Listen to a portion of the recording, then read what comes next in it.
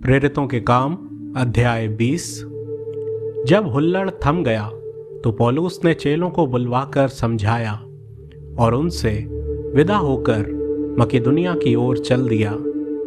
उस सारे प्रदेश में से होकर और चेलों को बहुत उत्साहित कर वह यूनान में आया। जब 3 महीने रहकर वह वहां से जहाज पर सीरिया की ओर जाने पर था तो यहूदी उसकी घात में लगे। इसलिए उसने यह निश्चय किया कि मकिदुनिया होकर लौट जाए। बिरिया के पुर्रुस का पुत्र सोपत्रुस और थिस्सलुनीकियों में से अरिस्तर्खुस और सिकुन्दुस और दिर्बे का गयुस और तीमुथियुस और आसिया का तुखिकुस और त्रुफिमुस आसिया तक उसके साथ हो लिए। वे आगे जाकर त्रोआस में हमारी बाट जोहते रहे और हम अख़मीरी रोटी के दिनों के बाद फिलिप्पी से जहाज पर चढ़कर 5 दिन में त्रोआस में उसके पास पहुँचे और 7 दिन तक वहीं रहे। सप्ताह के पहले दिन जब हम रोटी तोड़ने के लिए इकट्ठे हुए तो पौलुस ने, जो दूसरे दिन चले जाने पर था, उनसे बातें की और आधी रात तक बातें करता रहा। जिस अटारी पर हम इकट्ठे थे उसमें बहुत दिए जल रहे थे और यूतुखुस नाम का एक जवान खिड़की पर बैठा हुआ गहरी नींद से झुक रहा था। जब पौलुस देर तक बातें करता रहा तो वह नींद के झोंके में तीसरी अटारी पर से गिर पड़ा और मरा हुआ उठाया गया। परंतु पौलुस उतरकर उससे लिपट गया और गले लगाकर कहा, घबराओ नहीं, क्योंकि उसका प्राण उसी में है। और ऊपर जाकर रोटी तोड़ी और खाकर इतनी देर तक उनसे बातें करता रहा। फिर पाँव फट गई। फिर वह चला गया और वे उस जवान को जीवित ले आए और बहुत शांति पाई। हम पहले ही जहाज पर चढ़कर अस्सुस को इस विचार से आगे गए कि वहां से हम पौलुस को चढ़ा लें, क्योंकि उसने यह इसलिए ठहराया था कि आप ही पैदल जाने वाला था। जब वह अस्सुस में हमें मिला तो हम उसे चढ़ाकर मितुलेने में आए। वहां से जहाज खोलकर हम दूसरे दिन खेयुस के सामने पहुंचे और अगले दिन सामुस में जा लगे। फिर दूसरे दिन मिलेतुस में आए, क्योंकि पौलुस ने इफिसुस के पास से होकर जाने का निश्चय किया था कि कहीं ऐसा ना हो कि उसे आसिया में देर लगे, क्योंकि वह जल्दी में था कि यदि हो सके तो वह पिन्तेकुस्त के दिन यरूशलेम में रहे। उसने मिलेतुस से इफिसुस में कहला भेजा और कलीसिया के प्राचीनों को बुलवाया।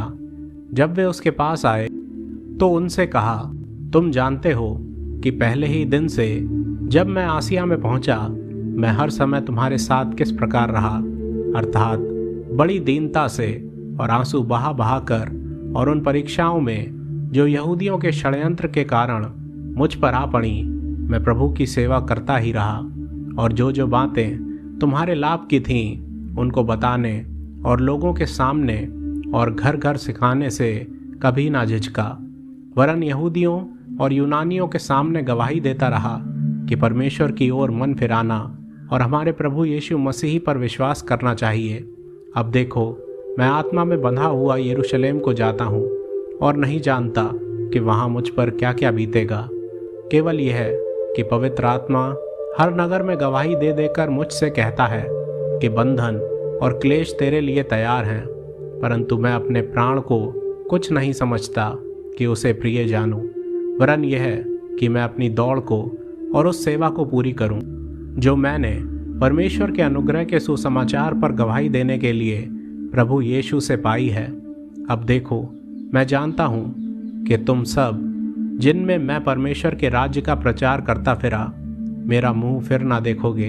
इसलिए मैं आज के दिन तुमसे गवाही देकर कहता हूँ कि मैं सबके लहू से निर्दोष हूँ, क्योंकि मैं परमेश्वर के सारे अभिप्राय को तुम्हें पूरी रीति से बताने से ना झिझका।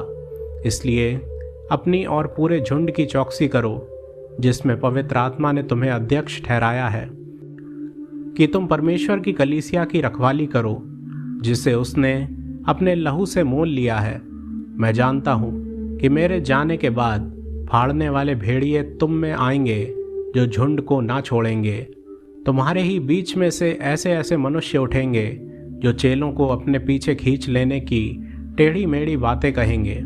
इसलिए जागते रहो और स्मरण करो कि मैंने 3 वर्ष तक रात दिन आंसू बहा बहा कर हर एक को चेतावनी देना ना छोड़ा। और अब मैं तुम्हें परमेश्वर को और उसके अनुग्रह के वचन को सौंप देता हूँ, जो तुम्हारी उन्नति कर सकता है और सब पवित्र किए गए लोगों में साझी करके मीरास दे सकता है। मैंने किसी के चांदी, सोने या कपड़े का लालच नहीं किया। तुम आप ही जानते हो कि इन्हीं हाथों ने मेरी और मेरे साथियों की आवश्यकताएं पूरी की। मैंने तुम्हें सब कुछ करके दिखाया कि इस रीति से परिश्रम करते हुए निर्बलों को संभालना और प्रभु यीशु के वचन स्मरण रखना अवश्य है, जो उसने आप ही कहा है, लेने से देना धन्य है। ये कहकर उसने घुटने टेके और उन सब के साथ प्रार्थना की। तब वे सब बहुत रोए और पौलुस के गले लिपट कर उसे चूमने लगे। वे विशेषकर इस बात से शोकित थे जो उसने कही थी कि तुम मेरा मुंह फिर ना देखोगे। तब उन्होंने उसे जहाज तक पहुंचाया।